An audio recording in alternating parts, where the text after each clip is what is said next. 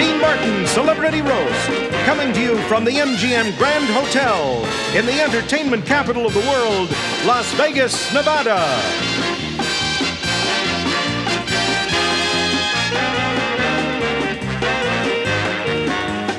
Ladies and gentlemen, from the beautiful Ziegfeld Room, tonight's star-studded roast has brought together some of the world's greatest entertainers.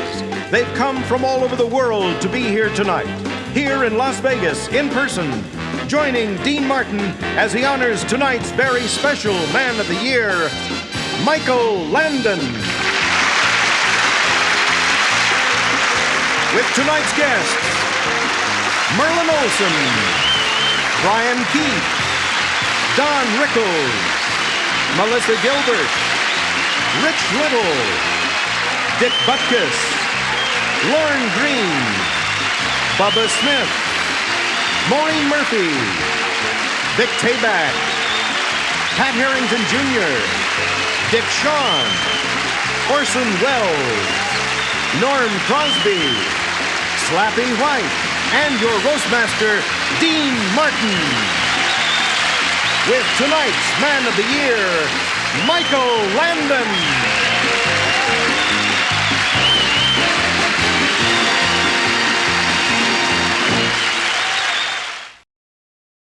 Tonight, we're all gathered at the beautiful MGM Hotel in Las Vegas to honor one of the most distinguished, respected, and talented men of our profession, Mr. Michael Landon.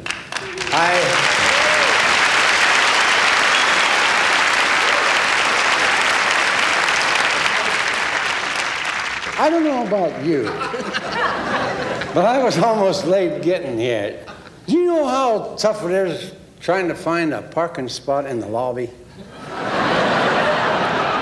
I'm going to try to move this thing right along. A little while ago, I had a margarita sent up to my room, and she won't wait all night. I'll tell you that. Our guest of honor is really a credit to television. His shows are wholesome family entertainment. There's no nudity or sex on his shows. Now, sex on television is not the same as sex in real life. In real life, you don't have to stop for a commercial.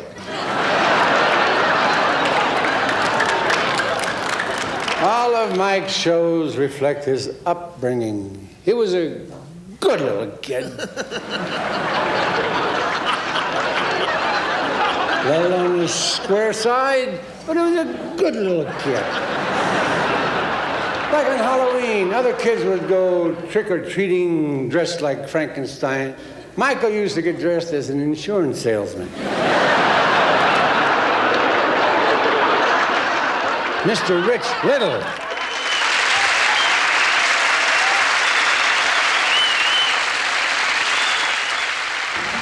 Michael, you've done a lot of series over the years, but the one that I remember the best, Bonanza, right? Great show. I used to watch it as a kid, you know, every single episode. Do you know that I'm an authority on Bonanza? For instance, I'll bet you didn't know that Michael Landon, Dan Blocker, Pernell Roberts, and Lauren Green were not the first choices for Bonanza. They had other people in mind before them and couldn't get them. For instance, do you know who they originally wanted to play the part of Ben Cartwright? Ronald Reagan. Ronnie Cartwright. Could you picture Ronald Reagan as Ben Cartwright?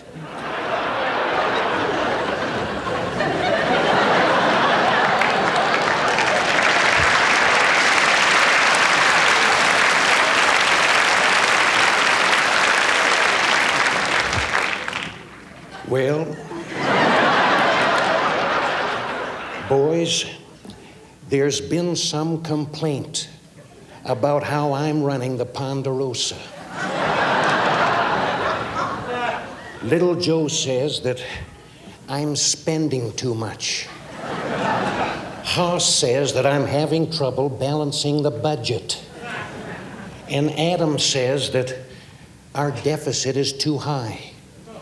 Well, I don't agree with them. I'm doing a good job running the Ponderosa.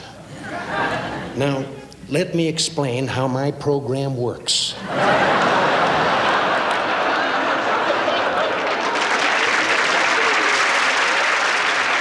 Now, the part of Adam Cartwright went to Pernell Roberts, right? You know who they originally wanted? Don Rickles. Do you know that Don did the first 3 episodes of Bonanza before he quit? Don Rickles as Adam Cartwright.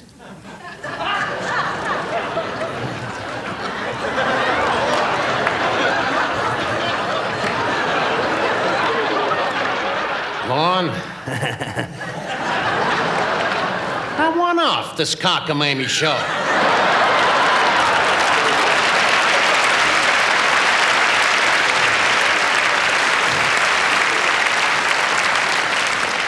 Now, the part of Little Joe, they originally wanted Jack Nicholson.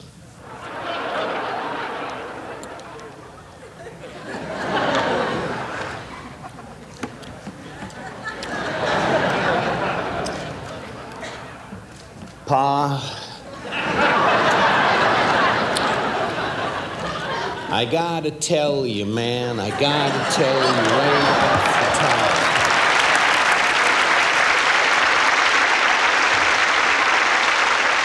Well, the problem is, Pa, that I'm carrying this show. You and those other 2 bozos aren't doing a damn thing, you know what I mean? All you do every week is come on at the beginning, tell me there's a problem over in Carson City. I ride over there, solve the problem, then 50 minutes later, ride back. You say, how did it go? I say, fine. You grab your 40 thou and the show's over.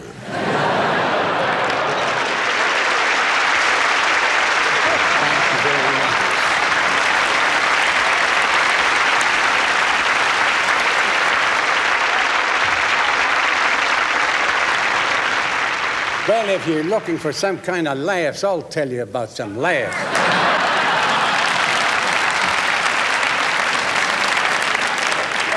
Tell you something. You ever see Cary Grant sneeze? Now, chew.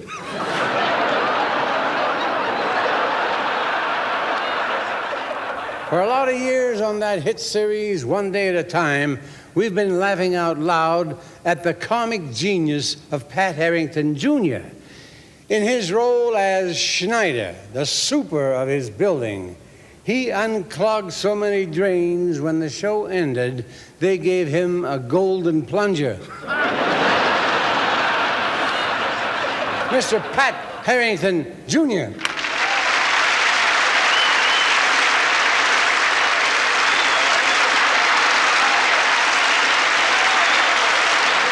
The real question before us tonight is very simple. Why are we roasting this man? I mean, his show is a hit.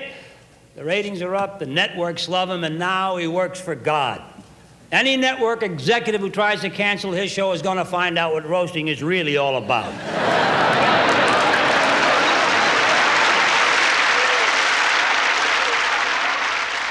Michael here just got steady work as an angel. I just lost steady work as a janitor. He went right up to heaven. I went right down the drain.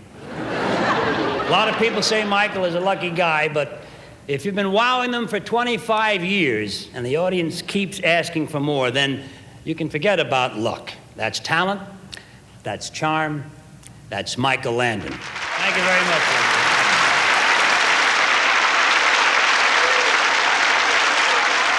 Here's the beef. Ladies and gentlemen, Dick Butkus and Bubba Smith.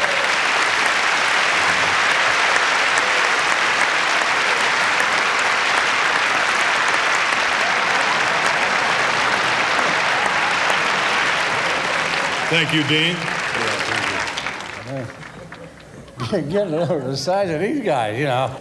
He's 6'12", I think. Oh, by the way, I saw that beer commercial you two did. Do you guys really enjoy the opera? We sure do. My favorite is Rigoletto. That's mine, especially with little spaghetti and meatballs on the side. I like it. Yeah, and I like the Barber of Seville. So do I, but I ain't gonna go all the way to Spain just for a haircut. I better quit while I'm behind. All set. You guys go ahead.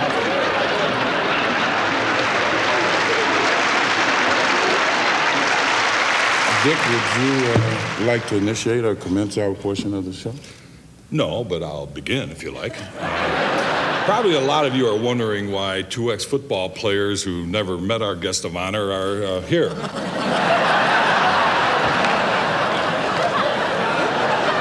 Why are we here?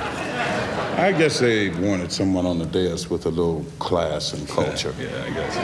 You got it. They think us football players are, animals who don't know about intellectual things, like the fact that it took Michelangelo 2 years to paint the ceiling of the Sistine Chapel. Could have done it in 2 weeks if he had used a roller. Well, that's...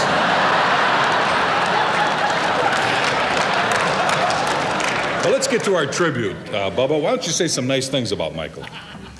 Michael, our people in the ghetto just love you because you are the king of rock and roll. Excuse me. Excuse me. You had that #1 album, Thriller. And everyone just loved it when you put on that one glove with the sequin. No, Bubba, man. No. Bubba, you're thinking Michael Jackson. This is Michael Landon. I thought he looked a little pale.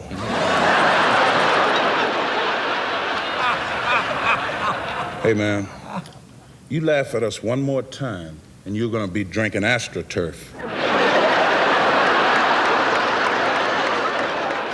We're here tonight to honor Michael because as athletes ourselves, we appreciate that he was a big track star in high school. That's right. I bet a lot of you people didn't know this, but in 1954, Michael threw the javelin 211 feet and turned into a national champ. And in that same year, by mistake, he threw the javelin at the coach and turned him into a soprano.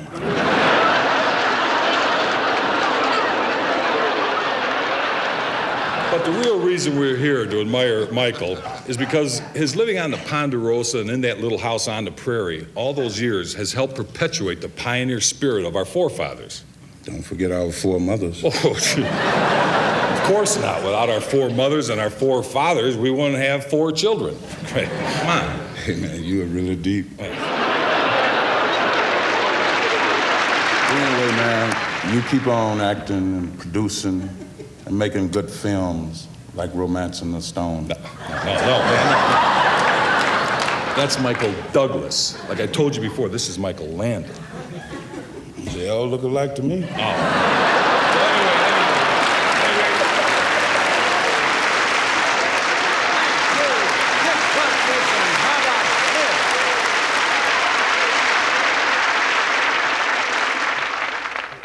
Ladies and gentlemen, a most unique talent, Mr. Dick Shawn.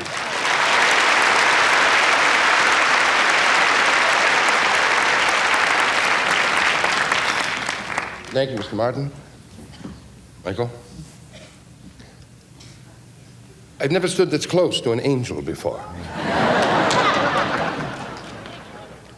I've stood next to the devil. But it's a strange feeling to be in the middle here, honoring a guy who represents so much to us all. In show business, in life, people who raise families. And that's why it's difficult tonight to roast this man, because he's a good person. In fact, everything said tonight so far can be said again at his funeral.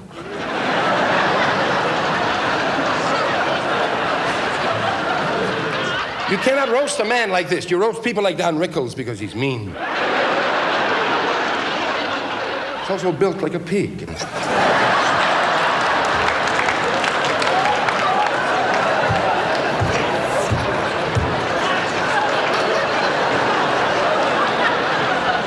Whereas Dean Martin is a true legend and attractive, and not only a legend to us and the world, a legend to the medical profession.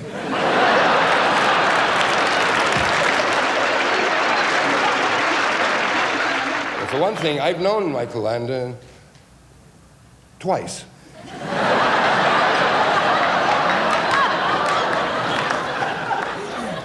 I met him an hour ago and now.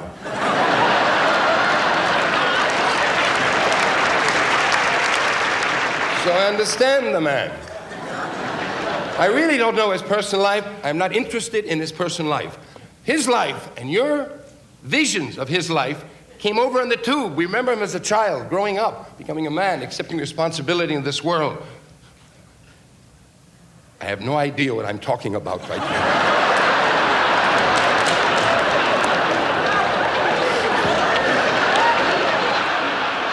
He became an actor. He became an actor and became this wonderful, humble kid that we followed through. Had a wonderful life. He grew up the right way. He found basic values. Had brothers, a father. Taught him the American way of life for 14 years.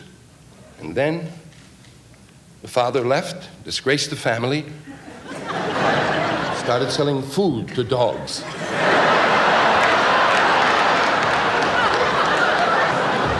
Little Joe couldn't go back to school. He was so embarrassed. My father sells dog food. Then they realized they weren't stealing the horses. He was rounding them up for the dog.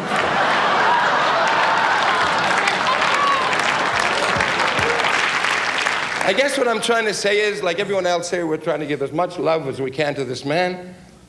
And to this man, what an incredible human being it would be if the two of these guys were combined into one person. Both of them, they'd be split up in two. What are they going to do?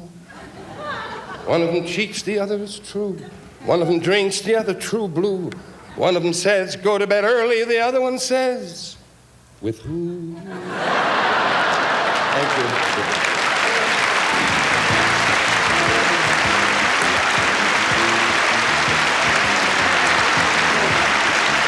Mrs. Dick Strong.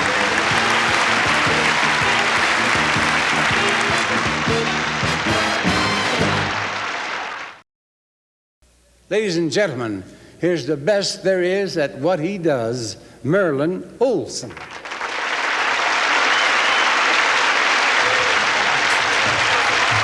Thank you very much. And thank you, Dean. It's always a real pleasure for me to see you. And Michael, an honor to be here. And not only do I have the greatest respect for your talent, but you've been such a help to me in my career. I'm proud to have you for a friend. So when Dean called, of course I said, yes, I'd be glad to be here. And now, unlike some of the other members of the dais, I didn't have a lot of time to prepare. You see, Dean only called me a couple of hours ago, but he had a very good reason for doing that. You see, Bob Hope couldn't make it. It's true, it's true. So on very short notice, here I am, and there is one problem. You see, they gave me Bob Hope's speech, and I'm afraid that's going to be a real challenge, but, well, here goes. This is Merlin. It's great to be here at the MGM Grand Olsen.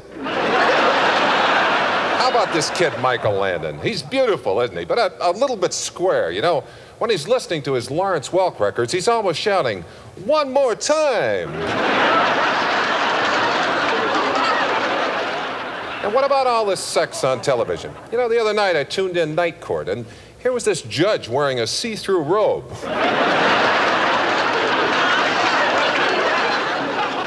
And this violence on TV is really something, isn't it? Last night I saw 3 cars explode, 5 muggings, and 3 shootouts. And that was just on Sermonette.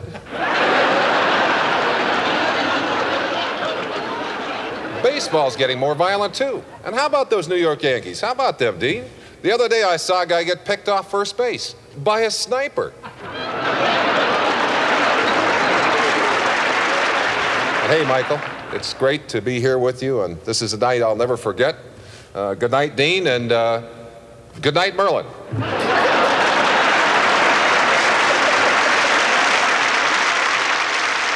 Laurie Green has been a father figure to Mike Landon on and off the screen for many, many years. I've known Lauren for a long time. I don't know how old he is, but when he was born, the heavyweight champion of the world was white.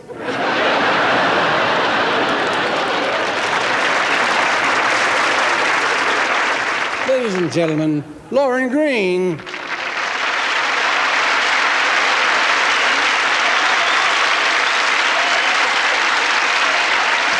Dean, I can't tell you how pleased I am to be here. Well, tell me anyhow. I'm very pleased to be here. And I must tell you that the people at the MGM Grand really have gone out of their way to make things very comfortable for me. They gave me a beautiful suite. And not only that, they allowed me to keep my dog in the suite. Yeah, I saw you with her at the bar last night. But it's always nice to see I don't know what to call him, my pal, my friend, my co-worker. Ever since we were together on Bonanza, he's been like a real son to me. And if he minds his manners and behaves himself tonight, I'm going to let him stay up and watch the Johnny Carson show. On Bonanza, he always wanted to clean up the town. On the little house in the prairie. He spent every waking moment trying to clean up the town. Big deal. I'd like to see him go over to a show like Dynasty and clean that up. You know, when little Joe was born in the Ponderosa, I remember we thought him as having been sent down from heaven. He's like a baby angel from above. And now he believes it. However, I still question your ability to work miracles. If you want to make me believe, really believe in your powers, you come over to my house next Sunday. I have 20,000 cans of Alpo in the deep freezer. And your task is to turn them all into caviar.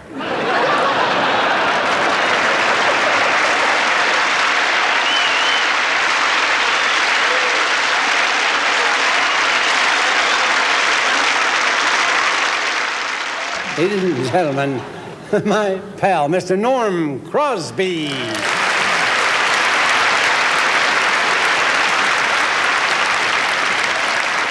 Thank you very much. You know, despite the jocularity and the misconstrued laudables that you're going to hear about our guest of honor, Michael Landon has always portrayed a hero, a man who was virile and masculine and circumvented. The type of rugged pioneer hero that we all need to look up to for insulation and crotchality. And how ironic that we should have this roast here in Las Vegas, which is probably the most concrete example of man's pioneering spirit in America today. Look where we are. Take a moment, walk out on the sidewalk and look bisexually around this town. The pioneers who came here. Men like Michael Landon and Dick Butkus and Bubba Smith.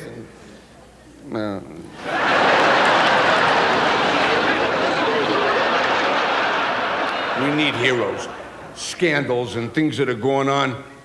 Doesn't it make you feel better to know that we have a man in the White House who is physically incapable of a sexual scandal?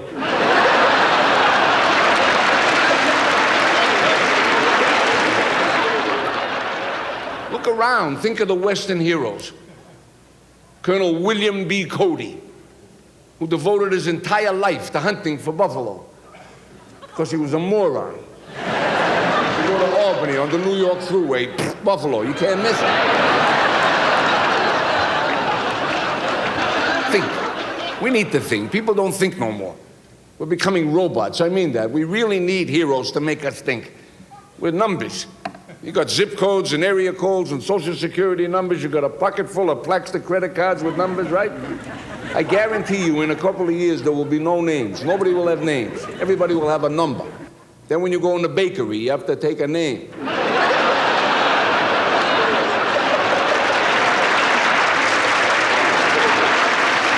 Think about the Michael Landons. Look at Michael Landon and think about the little houses on the prairies. And walk out there on the desert and look up at the sky and think. Think. Where do the clouds go when they drift away? Think about that. Why is grass green? Why do nudists always play volleyball? Think about that. Think. What if Khrushchev had been assassinated instead of President Kennedy? Do you think that Aristotle and Assus would have married Mrs. Crusoe?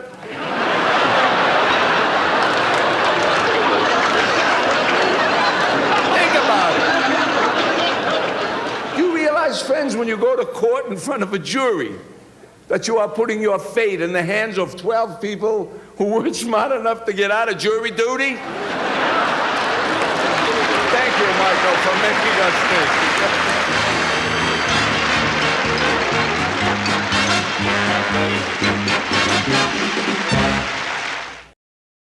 The Dean Martin Celebrity Roast honoring Michael Landon from the MGM Grand Hotel will return in a moment.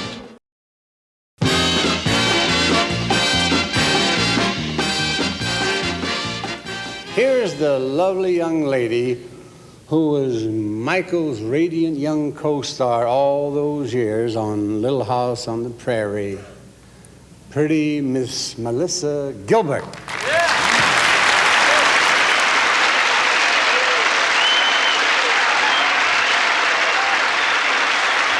To you young people watching, for a long time it's been clear to Michael that a crusade against the horrible dragon of drug abuse is one of the highest priorities in our country. He personally felt the pain of witnessing one of his own children in a terrible struggle against chemical dependency. It was then that he threw himself wholeheartedly into a real-life role, this one as an all-out activist against this pervasive evil. That battle reaches all the way up to the White House and our First Lady, Nancy Reagan. I have seen Michael work with teenagers constantly. He warns them of the hazards of drugs. Sometimes they don't listen, but he keeps trying. God knows he tries. And he feels that as long as his vision is alive in one teenager's heart, he hasn't failed. I love you.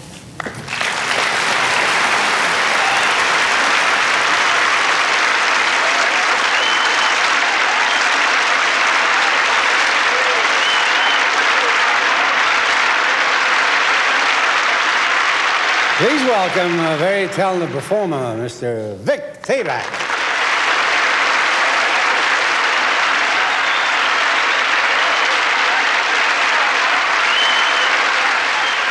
I'm glad that I was invited. You know, doing Alice all these years, it's just nice to get out of the kitchen. No, I mean, you visit with a lot of old friends, like Dick Butkus and Bubba Smith. Last night, we were in a hotel lobby together, and everybody asked for their autograph. Me, they asked for recipes.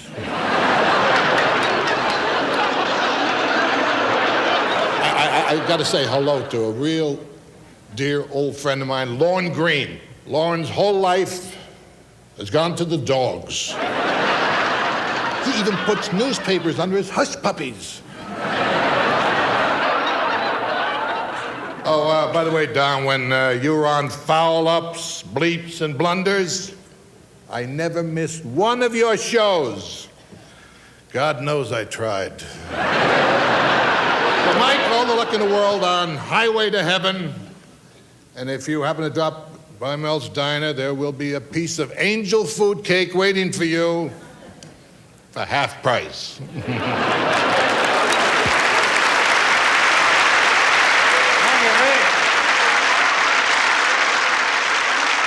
Let's greet that little wonder from down under, Miss Maureen Murphy.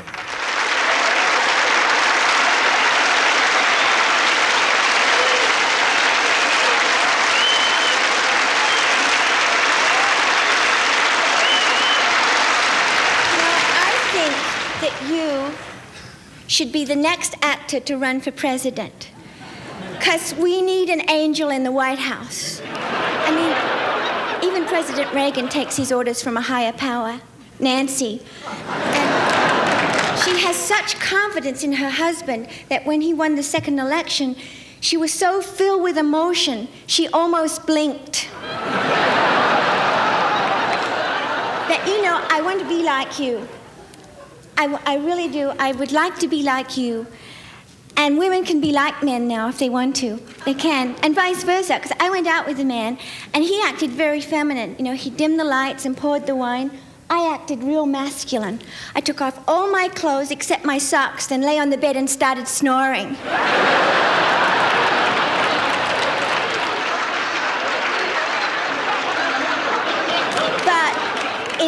life, the perfect man has a nice face, a good body, and he's a doll. And can be deflated and put in a drawer when you finish with him. And I thought, because I never met anyone like you, and I thought if I married an Australian, it might make me old before my time. Women worry about that. I mean, I asked Mrs. Don Rickles once, when she first started to notice old age.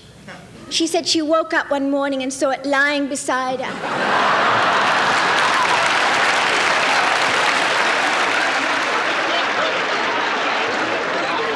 But you are a real angel with women, a real gentleman, and I didn't have any luck like that, because in Australia, you see, a bloke will take you out to dinner, and if you don't fool around, he won't ask you out again.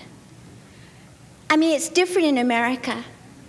Here, you don't get dinner. And you know what's really exciting for me is to be here and meet Bubba Smith and Dick Butkus. I'm very attracted to football players, you know, because I went out with one once and he could do push-ups with one hand because he needed the other hand to count.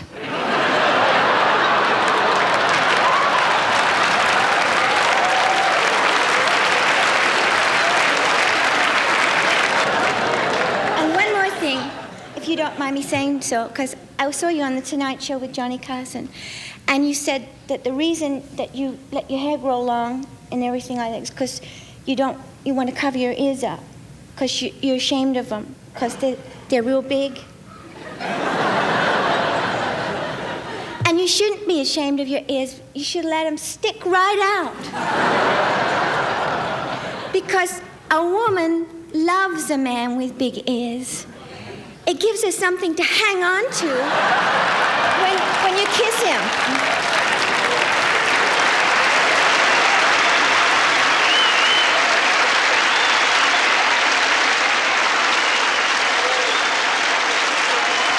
Mr. Orson Welles.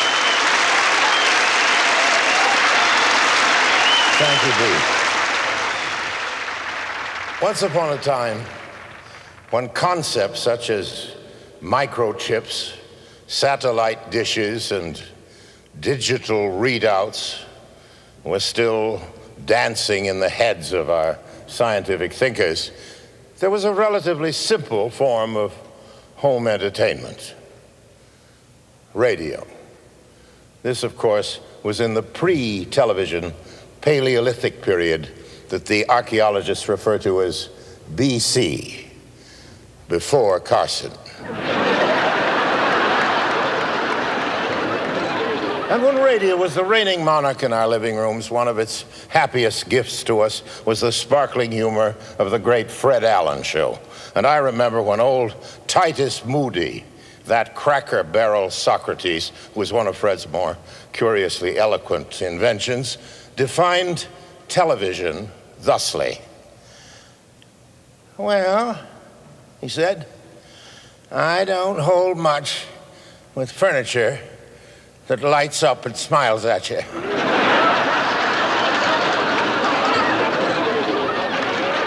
Well, that smiling, leering, yelling piece of furniture has been dominating our lives ever since. It's brought us boredom, banality, and worse, violence. But this still very young man has throughout his career made a valiant effort to reverse that tide. And he's doing it again at a time when the most cherished staples of TV entertainment are crime and car crashes. Here's a courageous fellow daring to go against the grain by portraying an angel who performs acts of kindness and charity. Kindness and charity? What a wild notion. Are we really ready for anything that radical, that revolutionary? Are we prepared to give up our beloved karate kicks to the groin, exploding helicopters, and the mating sound of two pickup trucks colliding? Let's devoutly hope that we are, and that there's still a place on the tube for Michael's kind of programming with its emphasis on real human values. In a world where all things frightful are beamed straight into our homes, the instant they happen, we need Michael's weekly injection of goodness and decency as desperately as the diabetic needs his insulin. Thank you.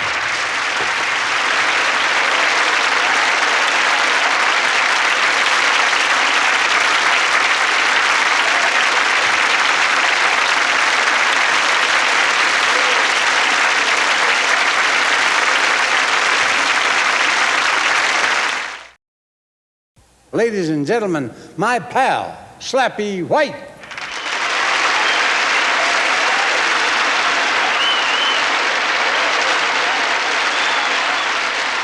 Every time Dean has a roast show, he always called me to come up to be on the show because I'm the only one up here who know where to find barbecue ribs at 4 o'clock in the morning. And what about this hotel, Hans? Grand Hotel, MGM Grand. The towels are so big and fluffy, you can hardly close your suitcase.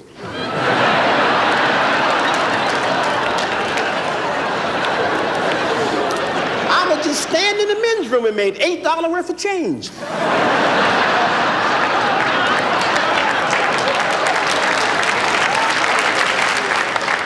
Michael Landon said to me, he said, Slappy, the towns have about 100,000 people here this week, and we're a little short on rooms. You have to room with Bubba Smith. So Dick said, Slappy, I used to room with Bubba. He'll keep you awake all night with his snoring. I said, I don't care how loud Bubba Smith snores, he's not going to keep me awake. So I come out the shower, Bubba leaned over in the bed, and I walked over and kissed him right in the mouth. He sat up all night watching me sleep.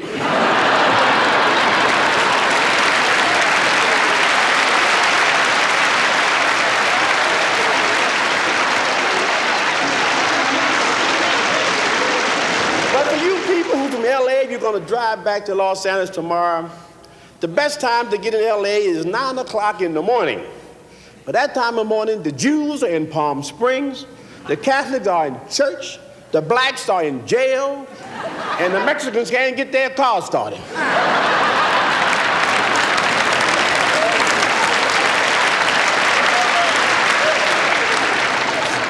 We were playing blackjack last night. A big black guy was dealing the cards like this. Now it was 3 black guys here, I was here, 2 black guys here, and Michael landed on the end. Michael gets blackjack and was scared to say it.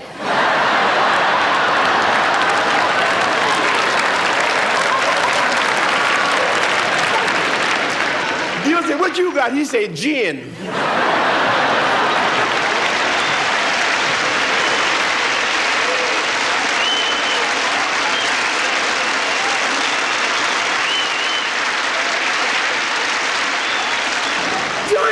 Tonight, we all remember him from his hit series Family Affair, and now he's starring as that crusty old judge in his new show, Hardcastle and McCormick. Ladies and gentlemen, Mr. Brian Keith.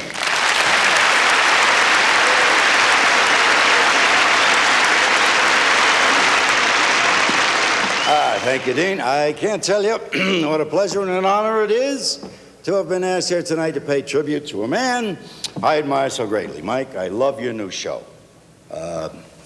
Highway to Heaven. That's and I think we'll all agree that Mike is a very classy guy. But you know, it was Lauren Green who first exposed him to the finer things in life. Lauren taught him the proper wine to go with Alpo.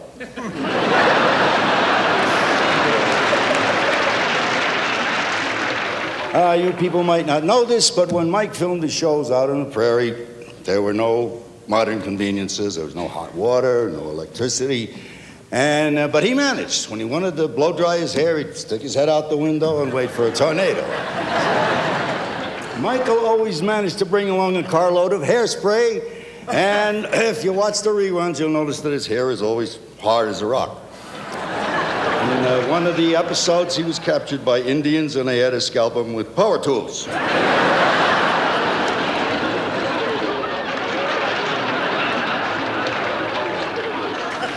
I also hope that someday you'll ask me to do a guest appearance on Highway to Heaven. I'm expensive, but I'm beautiful. I'd like that very much. But first, to be perfectly frank, I'd like to get a guest shot on Dynasty. Because it's not that I don't like sharing a bit of heaven with you, but I would rather raise a little hell with Joan Collins.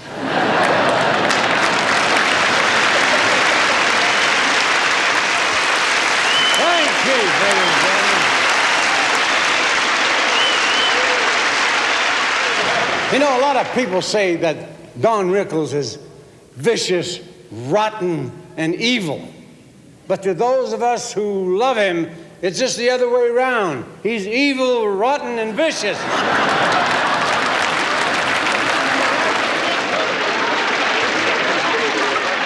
Mr. Don Rickles.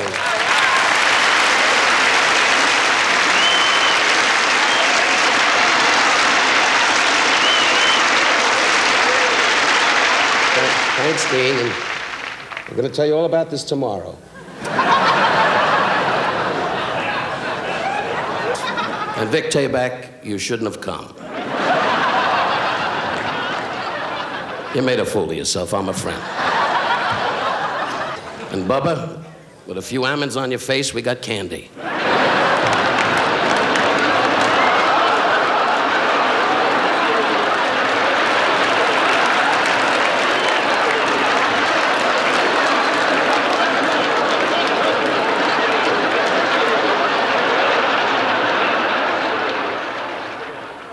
I'm only kidding you, Bubba. The black people belong in this country. When the show is over, clean up these tables. As you laugh and see if you see teeth coming towards me. And Melissa, I happen to know you're 41. You're a marvelous young actress. I wish you luck. I know what Michael paid you, and her and her mother are living in 2 rooms in the valley going, psst, sailor. Anyway,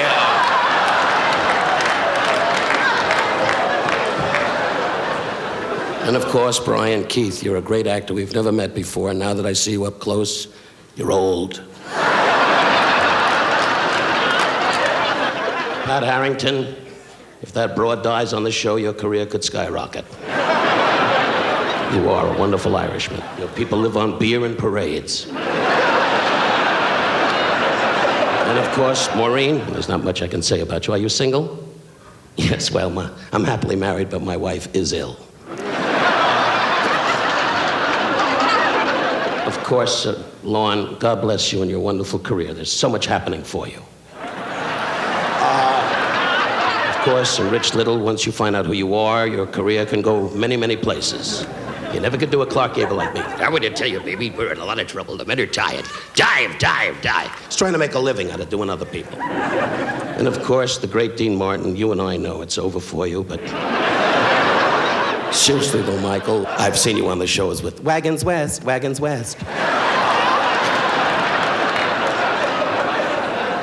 a marvelous actor. You've told me that many, many times when we met. You're a laid-back guy. You have a wonderful family. And I love the way you make love. He's great. I go over his house and takes a wet whip and goes, yeah! Just like it's a wagon train going west. You gotta make love like the Jews. Shirley, you start, I'm gonna get a paper.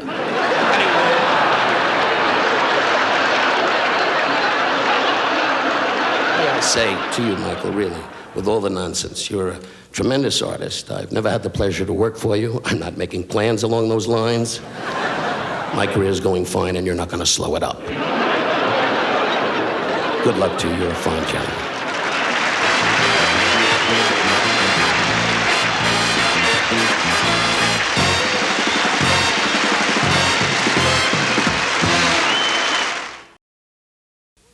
You know, it's not the worst casting in the world to have Michael Landon playing the part of your friendly neighborhood angel.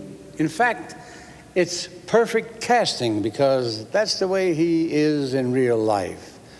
Michael has always reached out to people in need.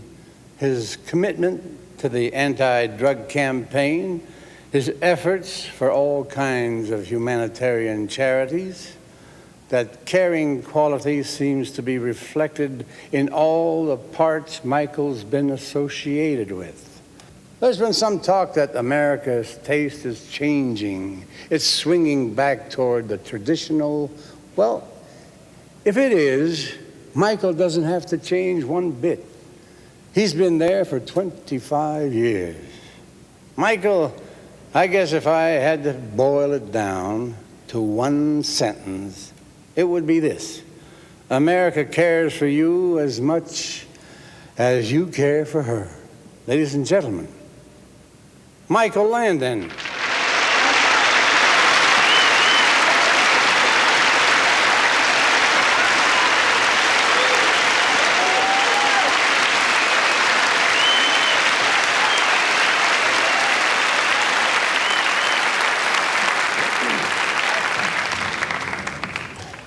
Dean, I want to thank you very, very much for the heartfelt words. It's also a pleasure to be with a guy who I have admired for many, many years from the beginning of my career. A guy who was very good to me in the beginning when I would do some songs and dances on his show. Dean has made all of us laugh for God knows how many years in this business. And he's a joy and a wonderful guy to be with. Brian Keith, a buddy of mine, a terrific guy. Brian, the things you said about me I know were for laughs. And I just wish you would have gotten one. Sometime. Lauren, I'm not going to make any jokes about Lauren. You could see tonight that there just isn't anything funny. Lauren and I have known each other for an awful lot of years, and on all the years that Bonanza was on, he did treat me like a son, and the show is off now, Lauren, and I would appreciate it if you would stop taking me off your income tax as a deduction. I'd also like to thank one of the real giants in this business for a very nice tribute that he paid to me. Mr. Orson Welles, a man I've idolized for years. Orson, I want to thank you very much. Well, I hope you had a lot of fun tonight. We've had a lot of zingers, not just at me, but everybody else here on the dais. It's been fun for me. I think it's kind of good that we can look at ourselves and laugh a little bit, and not take ourselves too seriously. And do that with everybody you know. Have some fun with people. Enjoy your fellow man. Do something nice for him. God bless you.